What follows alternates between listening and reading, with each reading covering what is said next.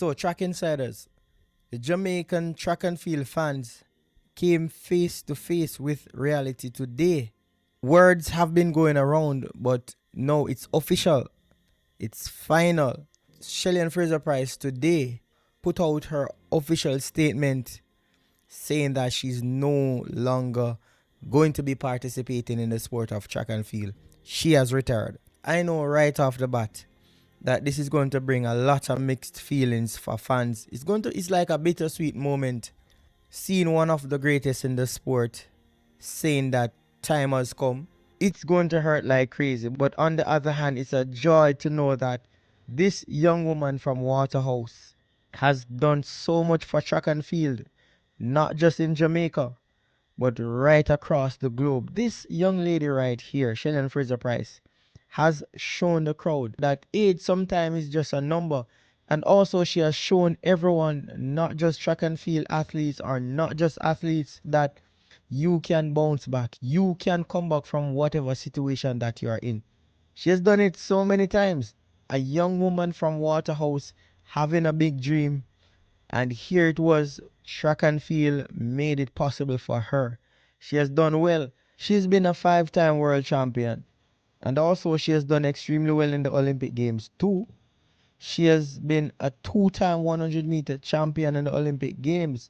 Also would have seen quite a number of silver medals in the Olympics and the World Championships also. So she has done extremely well for herself. But now that Shelly Ann Fraser-Pryce has passed on the baton, who is it that is going to take Jamaica from here? Jamaica definitely needs a replacement for Shelly Ann Fraser-Pryce like right now. The fact is that Shelly Ann Fraser-Pryce for many, many years, almost 2 decades, has been one of the safest medal contenders for Jamaica among the females. There's just no one else you could really count on the way you could count on Shelly Ann Fraser-Pryce. She's been that athlete that everyone would have to watch whenever she touches the track. And up until about 2022-23, she was still doing it. Unfortunately, we saw where injury eventually got the better of her, and of course, age has its way of catching up on you. But now that Shelly Ann Fraser-Pryce is gone, Jamaica still needs to make an impact. Not just in Jamaica, but on the world stage. We need to have female athletes out there who can compete against the best in the world. We need someone, or we need people to be able to take on the United States. That's where most of the entertainment has been for quite a long, long time. The rivalry between Jamaica and the US. These two countries bring some serious entertainment to the track and field world. Yes, there have been other countries, but the truth is these two countries are the two big wigs when it comes on to the sprints, and it's just like that. No, we can recall what has transpired where the males are concerned. After Usain Bolt left in 2017, Jamaica was really dismal for quite a while.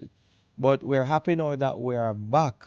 But when you look at the bunch of female sprinters that we have now, the up and coming female sprinters, I think it's going to play out way better than what transpired in the male sprinting when Usain Bolt left. I think that the future of female sprinting looks really good for us. But kind of looking a little bit deeper, the fact that Shelly is now gone, I'm seeing where the Clayton twins maybe are our very best prospects right now. Tia Clayton has been doing really good for herself recently, running some really good races, but unfortunately for her, she has come up against some injury issues over the past season, and it really has been hampering her. But right alongside Tia Clayton, we have her twin sister, Tina Clayton, who already is cooking up a storm for the MVP. At her first World Championships, she walked away with the silver. Some people may say that probably she got a little bit lucky because Julian Alfred got an injury. But she worked very hard for the silver medal. She worked very hard for that medal and she deserves it. So Tina Clayton looks like one for the future. The twins look like two good athletes for the future. And the beauty about it is that they are training with Stephen Francis at the MVP track club. And we know that Stephen Francis has won so many championships over the past decade. So these girls are definitely poised. They look like the perfect takeover for Shelly and Fraser Price.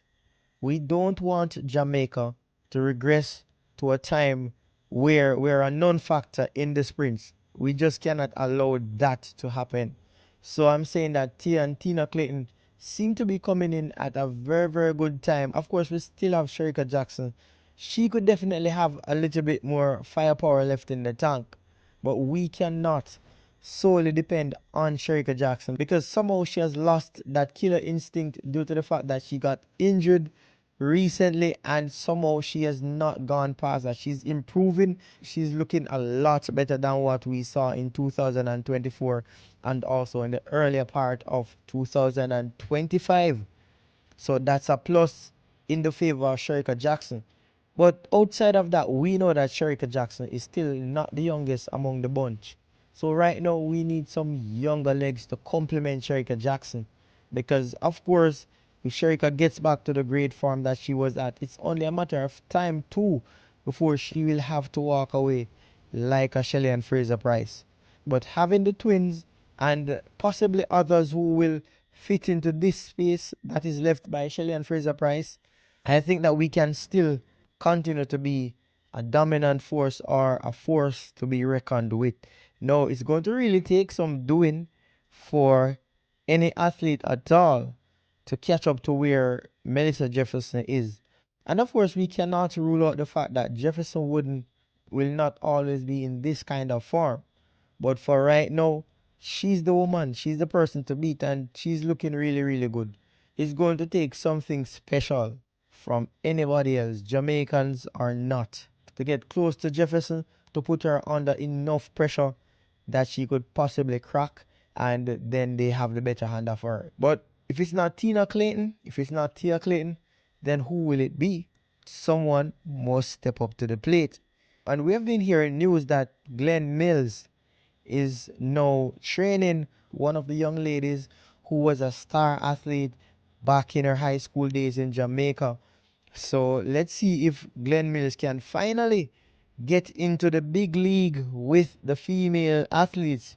Of course, the Racers Track Club is known for its success with the male athletes, but Glenn Mills came out and mentioned that we need to get rid of the notion that he's not able to condition female sprinters to bring them to being some of the best in the world. He made it clear why he did not train the female athletes in the past, but things have changed and he's now ready to show the world that he's just a great coach overall. So maybe Stephen Francis can bring back this Kevona Davis young lady into good form and possibly she can be one of those in the run up for being a representative for Jamaica. And of course, we have some Crystal Slowly and some other athletes over there who we are still expecting big things from. And mind you, we can never mark out the great Brianna Liston. Of course, right now things are quiet where she's concerned, but we know the potential that is there within her, and I'm hoping that she makes the right decision, that she doesn't squander a very, very promising career, but that she will come to the forefront and eventually be one of those forces to contend with. So I think Jamaica is still in good hands. What do you think? Head over into the comment section and let's have a talk.